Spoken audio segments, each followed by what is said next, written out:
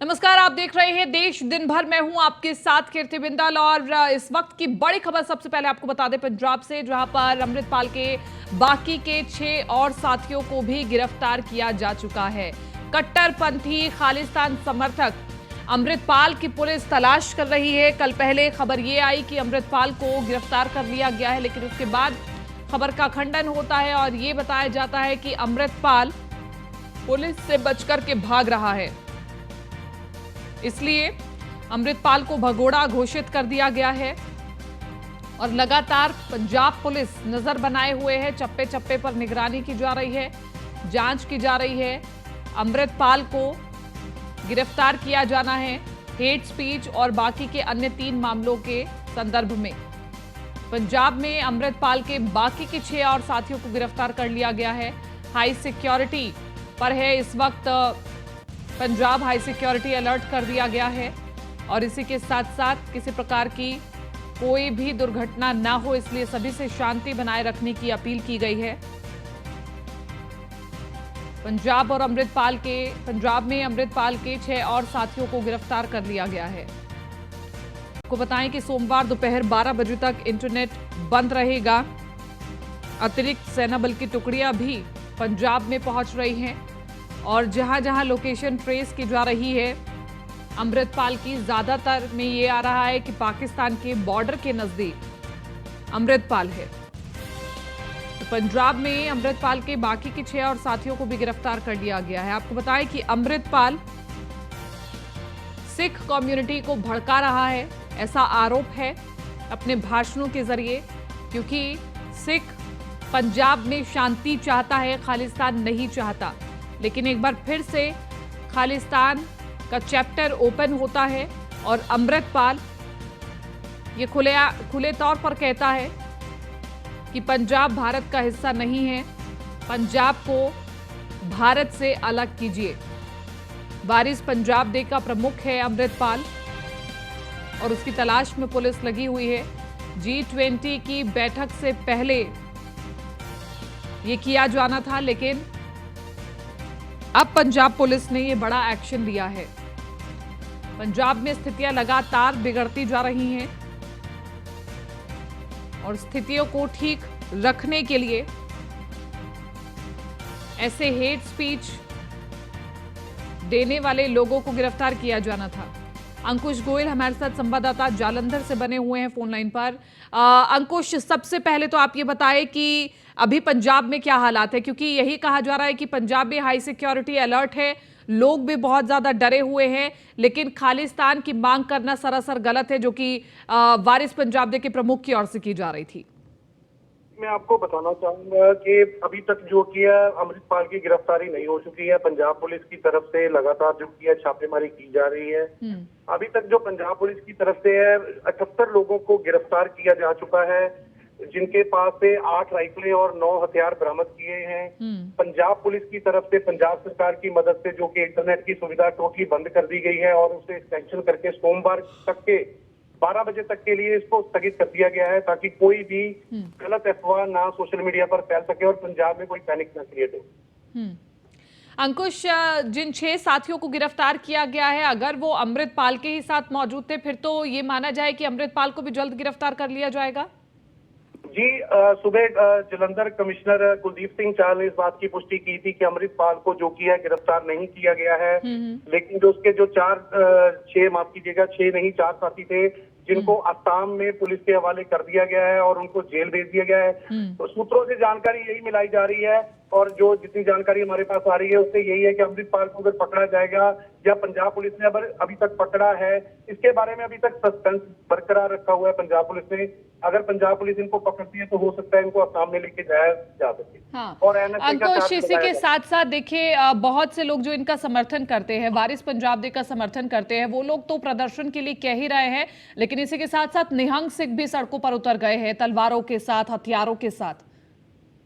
जी, आपकी बात ठीक है, निहंग सिख है, लेकिन पंजाब में कई शहर हैं जिन पर विरोध किया जा रहा है अमृतपाल के हक में जो किया प्रदर्शन है। जैसे पंजाब की बात करें तो फाजिलका, तरनतारन, अमृतसर और कई जिलों में जो किया दफा 144 भी लगाई गई है। लेकिन बात करें होशियारपुर, जलंधर, यहाँ पर अभी तक जो किया माहौल बिल्कुल सही है, पंजाब पुलिस पूरी तरह से मुस्तैद है, छापेमारी जारी है। अब रात का समय होने जा रहा है, पंजाब पुलिस की मुश्किलें बढ़ रही हैं। अब आगे देखना होगा कि ये पुलिस किस हिसाब से इनको जो की है गिरफ्तार कर पाएगी या नहीं, ये तो अभी सस्पेंस बरकरार ही है। अंकुश, इसी के साथ साथ ये भी कहा जा रहा है कि केंद्र सरकार से भी अन्य सेना बल की टुकड़ी की मांग की गई है कि सिक्योरिटी बढ़ानी है पंजाब में, क्योंकि हालात आगे बिगड़ सकते हैं। जी, पंजाब पुलिस के साथ साथ जो कि सेना की टुकड़ियां पंजाब में तकरीबन G20 के सम्मेलन के चल रहे थे, जो अमृतसर में चल रहा था, उसके पहले ही आ चुकी थी। तो कहीं ना कहीं अब पंजाब सरकार और पंजाब पुलिस का ये प्री प्लान था कि G20 के बाद ही अमृतपाल को जो कि गिरफ्तार करने किया जाए, ताकि जो पंजाब का माहौल है दोबारा से 190-84 वाला दोबारा से ना बन सके। केंद्र सरकार ने भी इसमें अब दखल दे दी है ताकि इसको जल्द से जल्द पकड़ के जेल में भेजा जाए और पंजाब से सही माहौल कायम किया जाए। लेकिन इसी के साथ साथ अंकुश, ये भी कहा जा रहा है कि जो अमृतपाल है वो ISI का एजेंट बताया जा रहा है, जिसका मकसद ही यही है कि भारत को तोड़ना। जी, अभी तक इस बात की पुष्टि मैं नहीं कर पाऊंगा, क्योंकि किसी भी सीनियर अधिकारी ने इस बात की पुष्टि नहीं की है कि इसके ISI के साथ संपर्क हैं या पाकिस्तान में टेररिस्ट एक्टिविटी में ये इन्वॉल्व है। ये तो जब पंजाब के DGP इस बात की पुष्टि करेंगे तभी सामने आएगा कि अमृतपाल के जो की है टेररिज्म के साथ इनके संपर्क है या नहीं, ये तो बाद में ही बताया जा सके। ठीक है, शुक्रिया तमाम इस जानकारी के लिए। तो पंजाब में अमृतपाल के 6 और साथियों को गिरफ्तार कर लिया गया है। सोमवार दोपहर 12 बजे तक इंटरनेट बंद रहेगा ताकि किसी प्रकार की कोई अफवाह न फैले और इसी के साथ साथ माहौल न बिगड़े।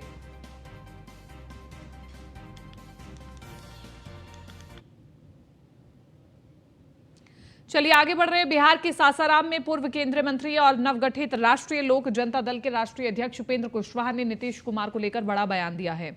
उन्होंने कहा कि व्यक्तिगत रूप से अगर सीएम नीतीश कुमार को खून की भी जरूरत पड़ी तो सबसे पहले वो अपनी कलाई आगे करेंगे ताकि वे सरवाइव कर सके। अगर कभी नीतीश कुमार बीमार पड़ते हैं तो उनके लिए सबसे आगे उपेंद्र कुशवाहा खड़ा रहेगा, लेकिन राजनीतिक रूप से वे कभी भी नीतीश कुमार के साथ नहीं जाएंगे। उपेंद्र कुशवाहा ने कहा कि सीएम नीतीश कुमार बिहार के फिर पीछे धकेलने में लगे हुए हैं। जिस जंगल राज से मुक्ति को लेकर संघर्ष किया गया था, आज फिर से उसी विरासत को नीतीश कुमार आरजेडी को सौंपने जा रहे हैं, लेकिन उनके रहते ये संभव नहीं है।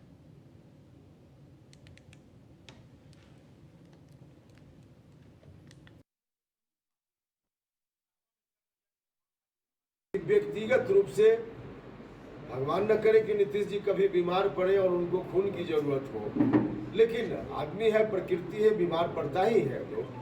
अगर कभी उनको ब्लड की जरूरत हो, खून की जरूरत हो, तो उपेंद्र कुशवाहा सबसे पहले जाकर अपना हाथ बढ़ाएगा कि खून ले लीजिए और नीतीश कुमार जी के शरीर में डाल दीजिए ताकि नीतीश जी सर्वाइव करें। व्यक्तिगत।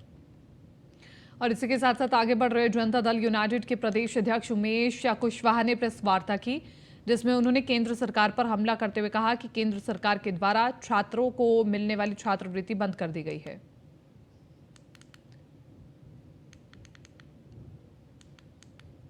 और ये भी कहा कि ये गरीबों के खिलाफ कहीं ना कहीं बड़ी साजिश है।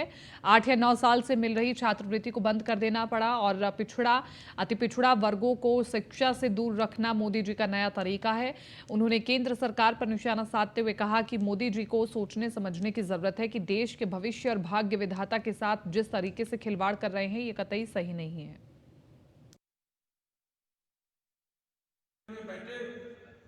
मोदी जी सोचना चाहिए, समझना चाहिए, उनको भूलना नहीं चाहिए। यही छात्र छात्राएं जब पढ़ लिखकर समाज निर्माता और देश के भाग्य विधाता बनते हैं, उनके हक छीनने से वो कितना पैसा बचा ले। Janata Dal United party 1 minute बर्दाश्त नहीं। बैठे मोदी। खबर बिहार के सीतामढ़ी से है, जहां लोजपा सुप्रीमो चिराग पासवान होली मिलन समारोह में शिरकत करने पहुंचे थे। इस दौरान चिराग पासवान ने बिहार सरकार पर जमकर हमला बोला। प्रदेश सरकार पर निशाना साधते हुए उन्होंने कहा कि मुख्यमंत्री नीतीश कुमार शिक्षकों पर लाठी चलवा रही हैं, अब उन्हें वोट की ताकत दिखाने का वक्त आ गया है। चिराग पासवान ने कहा कि बिहार अब भी पिछड़ा राज्य है, आखिर कब तक नीतीश के जुल्म सहेंगे। उन्होंने लोगों को संबोधित करते हुए कहा कि हम लोग नीतीश कुमार को दिखा देंगे वोट की ताकत क्या है। भाई, ना मैं टूटने वाला हूँ ना मैं झुकने वाला। कौन करेगा चिराग पासवान? क्यों से बिहारी युवा को ही दूसरे प्रदेश जाना पड़ता है शिक्षा के लिए, रोजगार के लिए।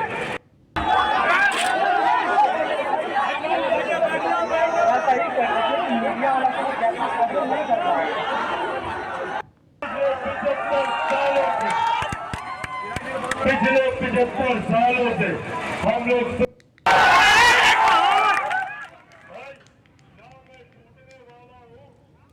झुकने वाला। चिराग पासवान लगातार मौजूदा सरकार पर हमलावर रहे हैं और नीतीश कुमार गरीबों पर लाठी चलवा रहे हैं। चिराग पासवान जिस भी मंच पर पहुंचते हैं वो युवाओं की बात करते हैं, वो जनहित से जुड़े मुद्दों की बात करते हैं और इसी के साथ साथ अब पूरी कोशिश में हैं कि अपने आप की छवि को मजबूत दिखाया जाए और जनता के बीच में जगह बनाई जाए। नीतीश कुमार पर लगातार विपक्ष हमलावर है। इसी के साथ साथ चिराग पासवान भी जिनको युवा बहुत पसंद करते हैं, जब वो मंच से कहते हैं कि नीतीश कुमार युवाओं की नहीं सुन रहे हैं, तो वाकई इस प्रकार के वक्तव्य प्रभाव डालते हैं राजनीति पर।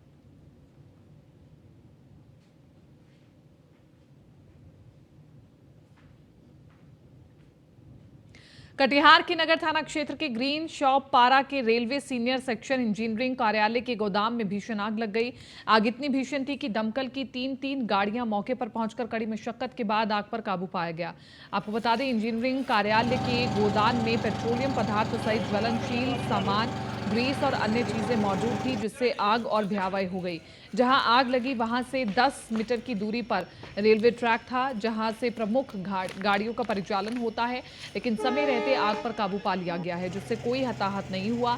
मौके पर रेलवे के पदाधिकारी पहुंचकर घटना की जांच कर रहे हैं, लेकिन जो बातें सामने आ रही हैं उसमें शॉर्ट सर्किट से आग लगने की बातें सामने आ रही हैं। लेकिन सूचना मिला कि आग लगा है, लेकिन अभी आग पे पूरा काबू पा लिया गया है। ये कौन सा जगह है? ये IW ऑफिस है, ये रेलवे के कार्य क्षेत्र के अधीन में आता है। ये यहाँ क्वार्टर वगैरह का रिपेयर होता है, खिड़की दरवाजा और मेंशन वगैरह का काम चलता है यहाँ पे से। लेकिन सूचना मिला कि आग लगा। आग लगी हुई है IOD ऑफिस है ना, ये रेलवे का कोई, तो वही कॉन्ट्रैक्टर ये सब सामान रखा हुआ है, भवन जो बनता है, ये सब झाड़ी उड़ी है, इसमें आग लगा हुआ। हम लोग आए और आग पर काबू पा लिए, सब बचा लिया गया सब। बगल में रेलवे ट्रैक भी है, बड़ी घटना हो सकती थी। हाँ, हो सकती थी। हम लोग आकर मौके पर पटी कल्याणा स्मारक स्थित सेवा साधना केंद्र में शक्ति केंद्र प्रमुख संगम आयोजित किया गया, जिसका उद्घाटन सुबह 10 बजे किया गया, जिसमें विशेष रूप से मुख्यमंत्री मनोहर लाल खट्टर भी मौजूद रहे।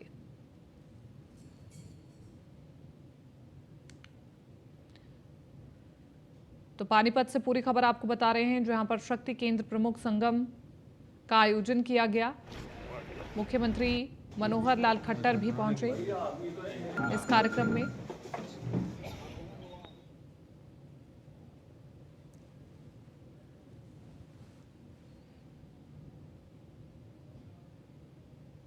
भागलपुर में 2 दिवसीय विक्रमशिला विश्वविद्यालय महोत्सव का शुभारंभ किया गया, जहां पर्यटन विभाग बिहार सरकार द्वारा भागलपुर के विक्रमशिला विश्वविद्यालय खुदाई स्थल अंतीचक में 2 दिवसीय आयोजन किया गया। इस कार्यक्रम का आगाज जिलाधिकारी सुब्रत कुमार सेन, वरीय पुलिस अधीक्षक आनंद कुमार ने दीप प्रज्वलित करके किया। कार्यक्रम की शुरुआत दरभंगा से आए कलाकारों के शंखनाद से हुआ और उसके बाद क्षेत्रीय कलाकारों एवं स्कूली छात्र छात्राओं के द्वारा सांस्कृतिक कार्यक्रम का आयोजन किया गया।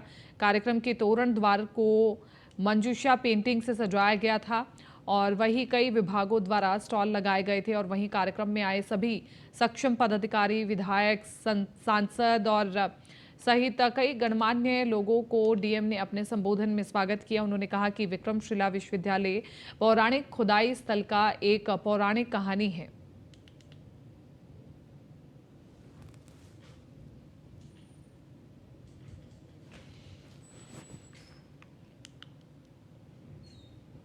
बिहार के वाल्मीकि नगर लोकसभा के बगहा में महागठबंधन की ओर से कार्यकर्ता सम्मेलन किया गया। कार्यकर्ता सम्मेलन में वाल्मीकि नगर सांसद सुनील कुमार कुशवाहा की जुबान फिसल गई और उन्होंने गृह मंत्री को तोप कह दिया। वहीं उन्होंने नीतीश कुमार के विकास और सुशासन की राज में नए और बदलते बिहार की सराहना की है। इस दौरान महागठबंधन के कई नेताओं ने अपने विचार रखे।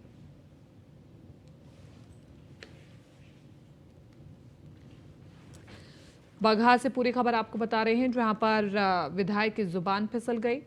और इसी के साथ साथ आपको बताएं, ये महागठबंधन की ओर से बड़ा कार्यकर्ता सम्मेलन था जिसमें तमाम कार्यकर्ता जुटे और आगे की रणनीति बनाने को लेकर के चर्चा हुई। सम्मेलन में सांसद सुनील कुमार की जुबान फिसल गई और उन्होंने गृह मंत्री अमित शाह को जेडीयू सांसद ने तोप कह दिया। सम्मेलन में महागठबंधन के नेताओं ने भी अपने विचार रखे कि किस प्रकार से पार्टी को मजबूत किया जा सकता है, अपने अपने पार्टी को मजबूत किया जा सकता है, जनता के बीच में कैसे पहुंचा जा सकता है और जो नीतियां चलाई जा रही हैं उसका लाभ सीधा लोगों को कैसे मिल सकता है। तो बगहा बिहार से पूरी खबर है, जहां पर सम्मेलन में महागठबंधन के नेताओं ने अपने विचार रखे और बड़ी संख्या में कार्यकर्ता पहुंचे थे।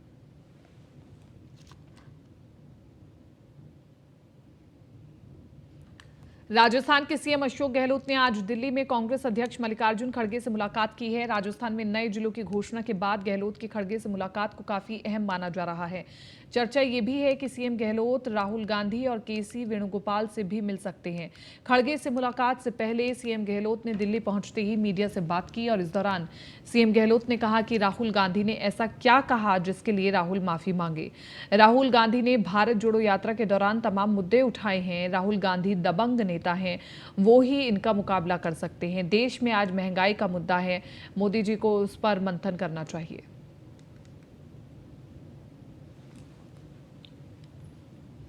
देहरादून से अगली खबर आपको बता रहे हैं, मिनस के पास दर्दनाक सड़क हादसा, गहरी खाई में टोंस नदी में गिरी कार सवार 4 लोगों की मौके पर ही मौत हो गई। 2 लोग हिमाचल प्रदेश नेरवा के रहने वाले बताए जा रहे हैं, 2 विकास नगर के रहने वाले बताए जा रहे हैं। एसडीआरएफ शवों को निकाल रही है खाई से बाहर और हिमाचल प्रदेश सीमा के कोटी त्यूनी रोड का पूरा मामला बताया जा रहा है। तस्वीरें आपको दिखा रहे हैं जहां पर सड़क हादसे में कार सवार खाई में गिर गए। 2 लोग हिमाचल प्रदेश के नेरवा के रहने वाले बताए जा रहे हैं, 2 विकास नगर के रहने वाले बताए जा रहे हैं। एसडीआरएफ की टीम हालांकि वहां पर स्थिति को संभालने के लिए है और शवों को खाई से बाहर निकालने का भी कार्य किया जा रहा है।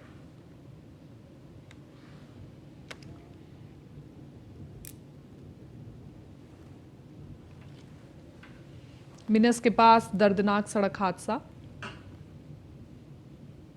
गहरी खाई में टोंस नदी में गिरी कार।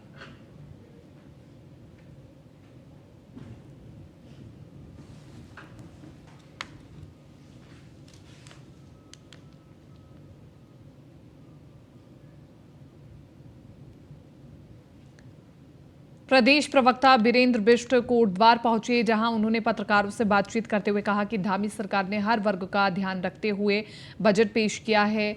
बजट पेश होने के बाद 2025 में उत्तराखंड राज्य सर्वश्रेष्ठ राज्य बनने वाला है। उत्तराखंड की जनता के लिए ये बजट मील का पत्थर साबित होगा। वहीं कांग्रेस के पूर्व राज्य मंत्री जसवीर राणा ने इस बजट को राज्य के लिए निराशाजनक बताते हुए कहा कि जो मूल समस्याएं हैं, रोजगार और पलायन पर कोई फोकस नहीं किया, जिससे बेरोजगार युवा अपने को छला हुआ महसूस कर रहा है और साथ ही जिन महिलाओं को उत्तराखंड में आर्थिकी की रीढ़ कहा जाता है, उनके लिए इस बजट में कोई प्रावधान नहीं रखा गया है।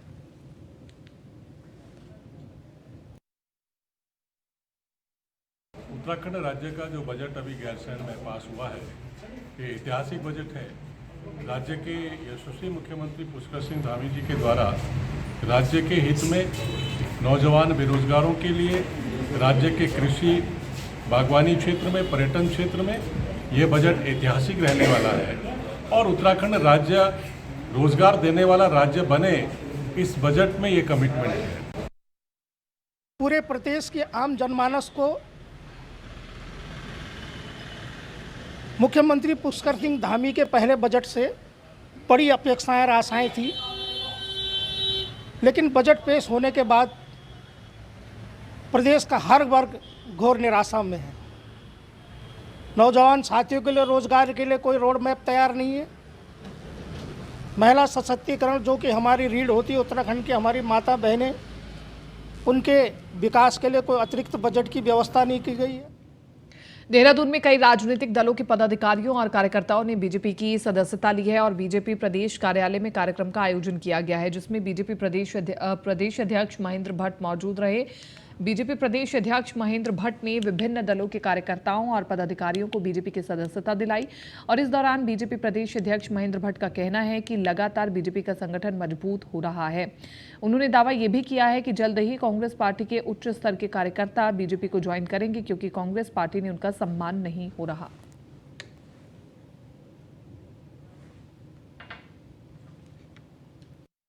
मैंने जो प्रारंभ में घोषणा की थी, अब भारतीय जनता पार्टी दूसरे दलों के बूथ स्तर के जो कार्यकर्ता हैं, उनके जो बूथ के अध्यक्ष हैं, उनको हम ज्वाइन करा रहे हैं। तो बड़ी संख्या में आज भी विभिन्न दलों के जो बूथ के कार्यकर्ता हैं, उनको हम ज्वाइन करा रहे हैं और गंगोली हाट से हमने प्रारंभ था, उसका दूसरा चरण है और बहुत जल्दी ये हम प्रत्येक जिला स्तर पर इस कार्यक्रम को मिलेंगे और कांग्रेस के बूथ के जो कार्यकर्ता जो हमारे साथ जुड़ना चाहते हैं, उनको हम शहर से उनके लिए हमने कारपेट बिछा रहे, उनको हम स्वागत करें। फिलहाल इस बुलेटिन में मेरे साथ इतना ही। दीजिए इजाजत। नमस्कार।